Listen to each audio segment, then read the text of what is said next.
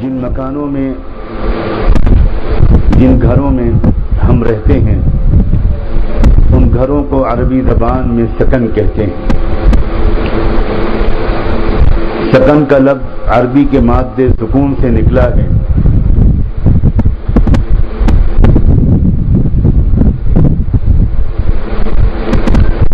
اس میں اس بات کی طرف اشارہ ہے کہ انسان کو سکون اپنے گھر میں پہنچ کر ہی ملتا ہے۔ اپنی ضرورتوں کے لیے انسان بہت سی جگہوں پر جاتا ہے،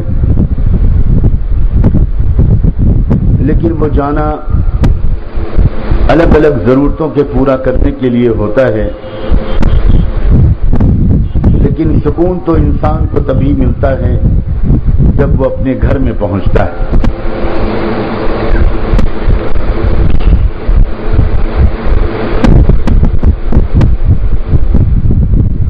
اللہ تعالیٰ نے قرآن مجید میں ایک اور بات کی طرف اشارہ فرمایا ہے۔ میں نے ابھی ایک آیت قرآن کی پڑھی تھی، اس آیت میں اللہ تعالیٰ نے ایک بہت اہم سچائی بیان فرمائی ہے، اور وہ یہ ہے کہ گھر کے سکون کا سرچشمہ گھر کی عورت ہوتی ہے۔ یہ وہ بہت اہم بات ہے جس کا آپ سے خاص تعلق ہے۔ ایک بات تو یہ یاد رکھیے کہ سکون کا مرکز، سکون کی جگہ بازار نہیں ہوتے، دفتر نہیں ہوتے، بلکہ سکون کی جگہ انسان کا گھر ہوتا ہے۔ اور دوسری بات یہ یاد رکھیے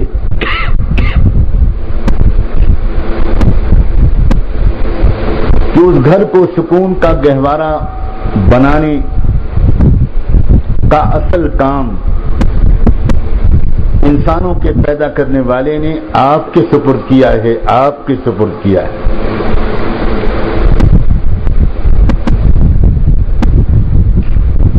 ایک انسان بڑی شاندار کوٹھی میں رہتا ہو،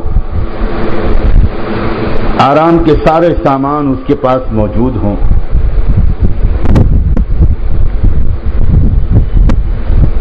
لیکن گھر عورت سے خالی ہو، وہ آرام پہنچانے والی ساری چیزوں کے باوجود انسان کو اس گھر میں سکون نہیں مل سکتا۔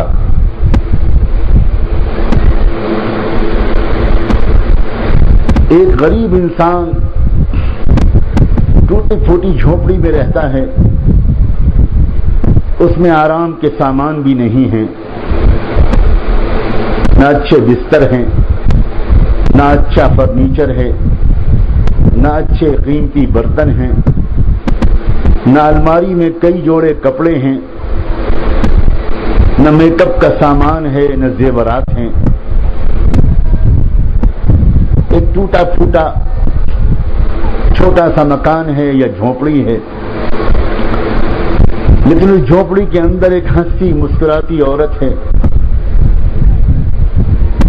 خدمت کرنے والی، اچھے اخلاق والی، دل کو جیت لینے والی۔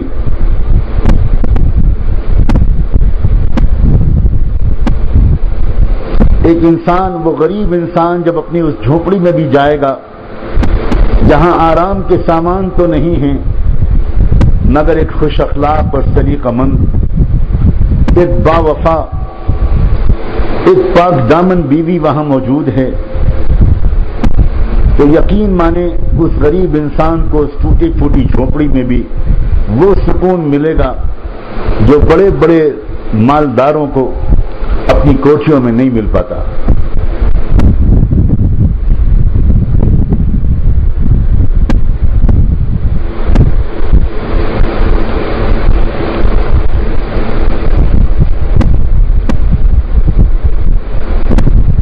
ایک بہت اہم سوال یہ سن کر آپ کے ذہن میں ضرور آنا چاہیے کہ اگر یہ بات ہے اور اتنی اہمیت ہے ہماری اس ذمہ داری کی، اگر گھر کے سکون کا دار و مدار ہمارے اوپر ہے تو پھر آخر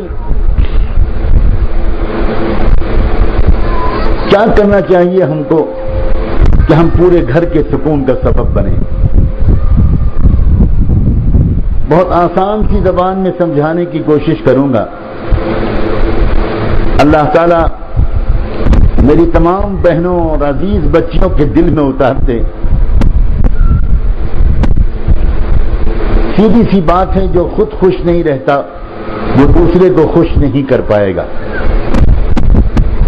سب سے پہلے تو آپ کو یہ جاننا چاہیے کہ آپ خود خوش کیسے رہیں۔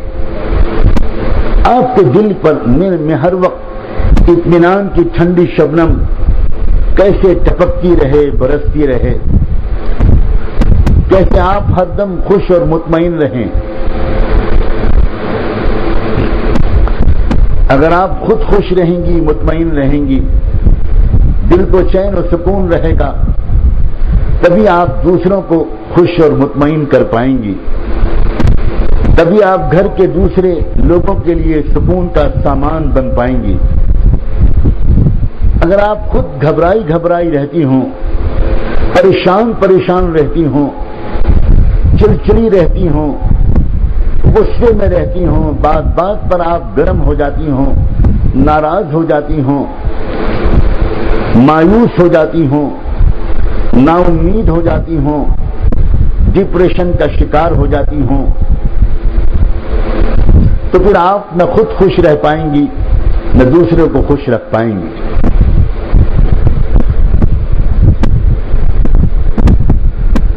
یہ خوشی یہ دل کی ایک کیفیت کا نام ہے۔ کوئی انسان نہیں کہتا کہ میرا کمرہ بہت خوش ہے، میری بلڈنگ بہت خوش ہے، میری الماری بہت خوش ہے، میرا جیولری باکس بہت خوش ہے، میرا کچن بہت خوش ہے۔ ہم میں سے ہر ایک یہی کہتا ہے کہ آج میرا دل بہت خوش ہے۔ خوشی دل کی ایک کیفیت کا نام ہے۔ اور یاد رکھیں، اگر انسان کے دل میں اللہ کی محبت ہے، اگر دل میں اللہ کی یاد ہے، اگر اچھی نماز پڑھتی ہیں، آپ جی لگا کر نماز پڑھتی ہیں، شوق والی نماز پڑھتی ہیں، اگر آپ قرآن کی تلاوت کرتی ہیں، اگر آپ اپنی زبان کو سنبھال کر استعمال کرتی ہیں، اگر آپ غلطیوں کو معاف کرتی ہیں، اگر آپ ہر نعمت کے استعمال کرتے وقت اس نعمت دینے والے پیارے اللہ کو یاد رکھتی ہیں اور بار بار اس کا شکر ادا کرتی رہتی ہیں، اگر آپ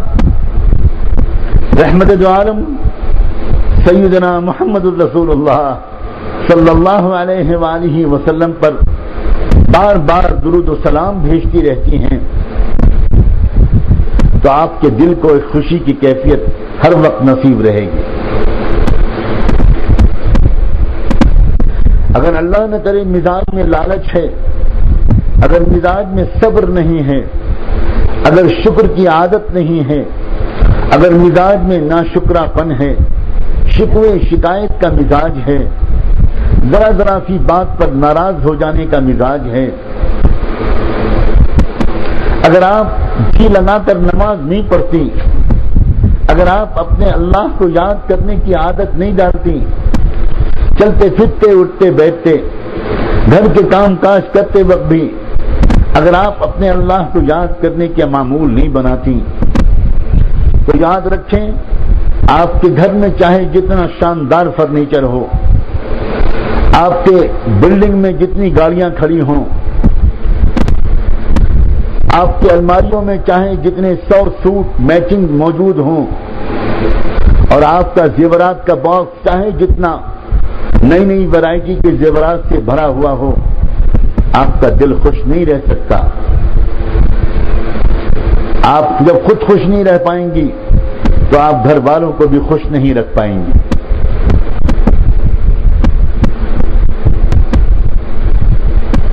صحابہ کرام کی عورتیں، ذرا تھوڑی دیر کے لیے ٹھنڈے دل سے سوچو، صحابہ کرام کی عورتیں بہت غریب تھیں، صحابہ کرام کے مرد بہت غریب تھے، اکثر کے ہاں اتنی غربت تھی جس کا ہم اور آپ تصور بھی نہیں کر سکتے۔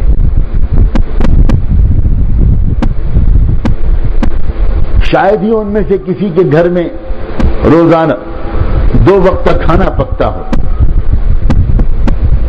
کپڑے بھی کم، ٹوٹے پھوٹے مکان،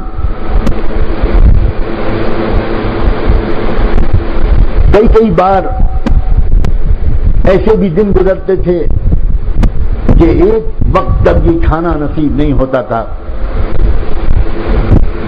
مگر یہ دنیا حیرانی کے ساتھ اس بات کو پڑھتی ہے اور جانتی ہے، کتنی غربت اور تنگی کے باوجود ان کے گھروں میں خوشیاں رہتی تھیں، ان کے ہونٹوں پر مسکراہٹ رہتی تھی، کوئی شکوہ شکایت نہیں، کوئی ناراضگی نہیں۔ ایک بھی واقعہ ایسا دنیا میں کوئی ڈھونڈ کے نہیں نکال سکتا کہ بیوی اپنے شوہر کی غریبی سے تنگ آ کر میکے واپس چلی گئی ہو،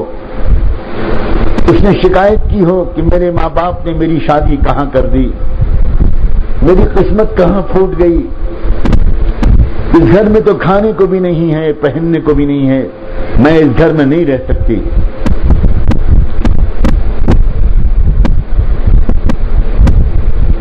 اتنی غربت کے باوجود، اتنی تنگی کے باوجود، فقر و فاقے کے باوجود ان کے گھروں میں خوشیوں کا ماحول رہتا تھا۔